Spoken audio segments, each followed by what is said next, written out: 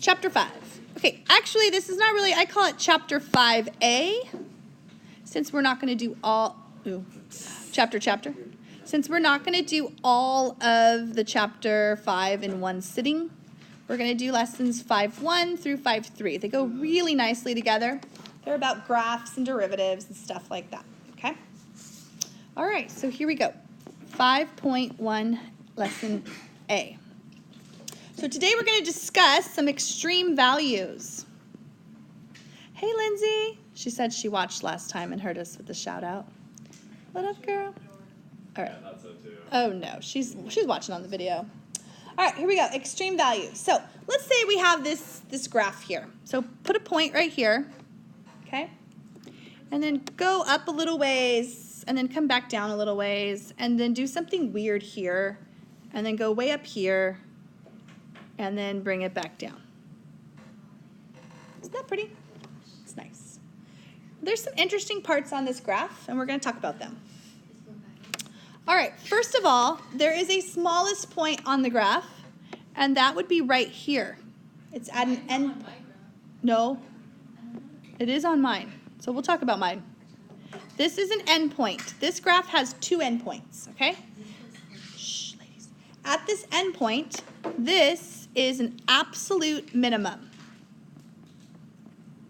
Most of the time, they'll just ask you for minimum and maximums. They don't really need the absolute, but I'm just showing you on this graph, there is an absolute minimum. It's the lowest point on the graph. All right. Right, exactly. Then we keep going, and this point is important too, because that point is called it's a relative maximum. It is the maximum in its neighborhood. Do you remember neighborhoods at all? Yes. All right. Right, Mr. Rogers' neighborhood, yeah. And then you move along, and then you get another interesting point. And that right there is a relative minimum. Okay? Now the next point is the funky point. That's this one right here. See what it does here? It changes the shape of the graph. It goes from like a parabola to a straight line. So it's kind of a cornery, cuspy thing. It's kind of a mixture of the two of them. That is not a maximum or a minimum, because see how the graph keeps rising? So in order to be a maximum, you need to be rising on the left and decreasing on the right. In order to be a minimum, you need to be decreasing on the left and rising on the right. In this case, of this point right here, that cornery, cuspy thing, you're actually increasing and you're still increasing. So it's not a maximum or a minimum, but it is what we call a critical point, because something happens there. Does the derivative exist at that point? No, it doesn't. Why? We learned that a couple of chapters ago, right? It's been a while though, but because the derivative, the derivative is the slope of the tangent. The slope on the tangent of the left side doesn't match up with the slope of the tangent on the right side. All right, and then this other point right here, it is. It's actually the absolute maximum. It's the absolute maximum, and that one's like a corner cusp type of thing too. But this one is increasing on the right and decreasing on the left. I'm sorry, the other way around. Increasing on the left and decreasing. That's what makes it a maximum. And then finally down here, this point at the very end is an end point. This one. And that is a minimum. It's a relative minimum. We'll just call it a minimum. Okay? So all those points have interesting things. Now, these are all called extreme values. And extreme values, sometimes they'll call them extrema. I hate that word, so I usually say extreme values. And the extreme values are going to occur in two ways. Extreme values can be endpoints. So you'll want to check the endpoints of your graph if you have endpoints. Okay, if it's on an interval from A to B, you want to check your endpoints to see if they're maximum or minimums. Extreme values also occur at the critical points. Now these can be tricky though. because for the critical points, one of two things happens, okay? If f prime of x equals 0, if the derivative of your function equals 0, that means it's going to be a maximum or a minimum. So your critical points happen when the derivative is set equal to 0, or, so that's number 1, or the critical points happen when the derivative is undefined. F prime of x is undefined, where it doesn't exist, like that corner or cusp, something like that. Okay? Sometimes we'll write where it's equal to 1 over 0. And 0 is in the denominator a lot of times. All right, before we get to any examples, let me go ahead and tell you an important theorem that you need to know. It's called the extreme value theorem. See, in calculus, it's really fun because you get to learn a lot of theorems.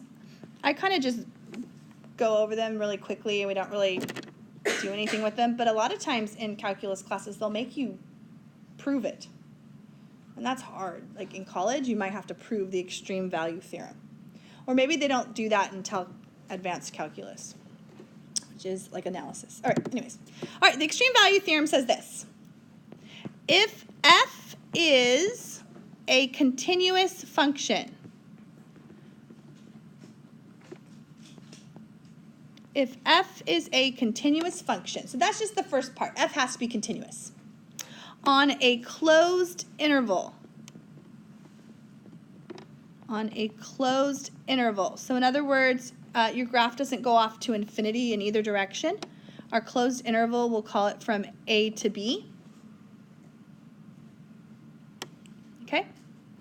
Then, f of x, which is your function, will always have a max and a min. Always have a max and a min. You know what? This is a really hard proof. This would be analysis if you were going to do it. Are you leaving? Did I say something that bothered you? Yeah, that I have to actually analyze. You had me at theorem, and then I'm out of here. Yeah. I do not blame you, okay? But good luck. Thank you. Good luck. Probably won't, so. Okay, so let me show you some examples of this. Yeah, everyone seems a little tired today. All right, first of all, it's going to be a closed interval, okay? So let me show you one that is a closed interval. Let's suppose that I have a graph that starts here and ends there. All right? That's a closed interval graph. This goes from A to B. In this case, this would be our minimum, and that would be our maximum. Okay? It's on a closed interval. It will have a minimum, it will have a maximum, and that's what you write. Now sometimes you're not going to have a closed interval, so that theorem won't work. Like for example, let's say that you had an open circle down here, and it went like that. Okay? This graph right here has no minimum value. It does have a maximum though. That's still the maximum of it, but this is not the minimum. But this graph doesn't even go with this theorem anyways. The theorem says you have to be on a closed interval from A to B. This is not a closed interval. It's half open, so that means it's half closed. You know, if your glass is half empty kind of a person, depends. All right, so what are we going to do with these? Well, we're going to do some problems like this. Number one, we're going to find the extreme values and where they occur. Find the extreme values and where they occur. Why is it so warm in here? Is anyone else warm? It's just me. You're warm, Josh? All right. Thanks. Find the extreme values and where they occur. So, example number 1, letter A. Let's say they give us a graph. A lot of times they're just going to give you a picture right now. We'll get into functions where you have to actually find them in a little while. Let's say that's -3. And this up here is 6. And let's say our graph looks like this. Sorry, I kind of missed. Those are closed dots. It's kind of like a little, like part of a parabola, if you will. We're going to find the extreme values and where they occur.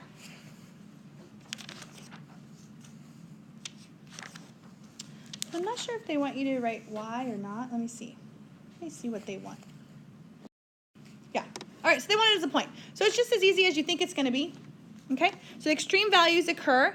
There's a minimum at -3, 0, and there is a maximum at 0, 6. That's it. I don't need relative or absolute. Sometimes they'll say, well, instead of relative, they say local, but it's the same thing. But just say maximum, minimums, and you're good. All right, let's try another one. How about this one? Maybe it looks a lot like the same graph, -3 to 6, but it looks like that instead, where they're open circles. So what can we say about this graph? Perfect. There are none. There's no extreme values on that graph. There's no maximum, there's no minimum. Okay? So those are the type of questions that you're going to get in the homework tonight. Let's try a trickier one, number 2. Same thing. Let's find the extreme values. So let's draw this one. Let's see if you can draw this one pretty good. Go to the point -2, -2, and draw a solid dot there.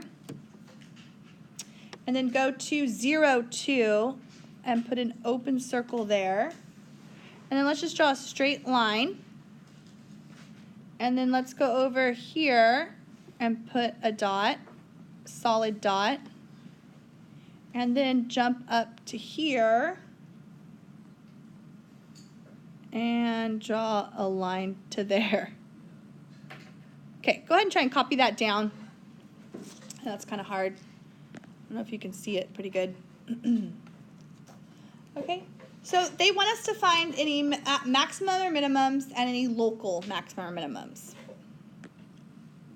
which remember, I'm not too picky about, but the book does. I mean, if you look up your answers, it'll say local min. I just don't want you to be like, what's a local min? Okay, so this graph, it does have an absolute maximum value, and that maximum occurs at, perfect, exactly. It's right here. It's the highest point on the graph, and it occurs at 4, 3. Perfect. All right. This graph also has an absolute minimum. Do you see the absolute minimum? Right here at this point, -2, -2. All right, that open circle doesn't matter. There's nothing there. You can't say that's a maximum or a minimum. It's just, you know, it's an open circle. There's no point. But there is an extra point. This one right here. What would you call that one? Minimum? Yes, that one is a local minimum, or just a minimum if you want to, and that occurs at 2, 0. It's a local minimum. Okay, now if they asked you, find any maximum or minimums and tell us how it is consistent with the extreme value theorem, this one wouldn't be an extreme value theorem one because f's not continuous. It wouldn't work for that theorem. That theorem says that your function has to be continuous and the interval's closed, you'll have a maximum and minimum. Okay?